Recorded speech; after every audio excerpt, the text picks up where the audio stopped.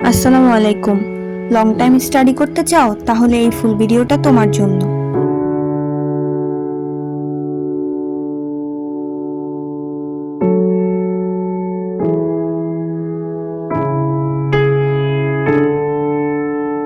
তোমরাও কি একই সমস্যায় ভুগছো?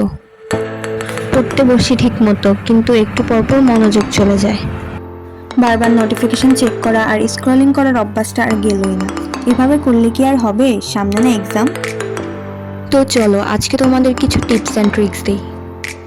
কিভাবে লং টাইম স্টাডি করবে, পড়ায় মনোযোগ ধরে রাখবে।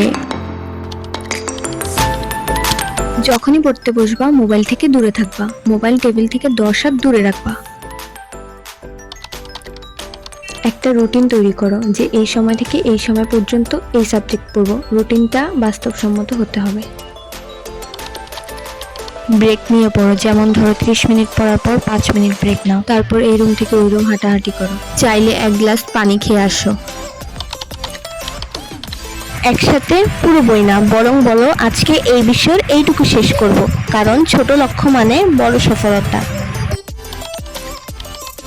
শরীর ঠিক না থাকলে মাথাও কাজ করে না, তাই পুষ্টিকর খাবার ও পর্যাপ্ত পরিমাণ ঘুমের প্রয়োজন আছে, কারণ এগুলোই পড়াশোনায় মনোযোগ ধরে রাখার ফুয়েল। যেই পড়াটা সহজ মনে হয় আগে ওইটা শেষ করো, এতে আত্মবিশ্বাস বাড়ে। নিজেকে নিজে পুরস্কার দাও, যেমন ধরো বলতে পারো আজকে আমি এই টপিকটা শেষ করলে আমি 10 মিনিট রিলস দেখবো বা একটা চকলেট খাবো, এরকম। নিজেকে ফিউচারে কি রূপে দেখতে চাও ওইটা ইমাজিন করো আর পড়াশোনার গতি বাড়াও। প্রথম প্রথম চেষ্টা করবা টানা 2 থেকে 3 ঘন্টা পড়ার, পরে ধীরে ধীরে টাইমটা বাড়াবা। দিনের সময়টাকে 3 ভাগে ভাগ করে নাও।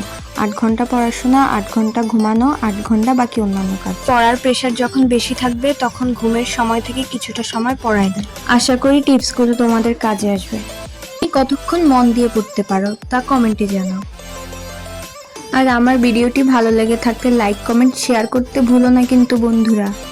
আল্লাহ হাফেজ, আসসালামু আলাইকুম, ভালো থেকো সবাই।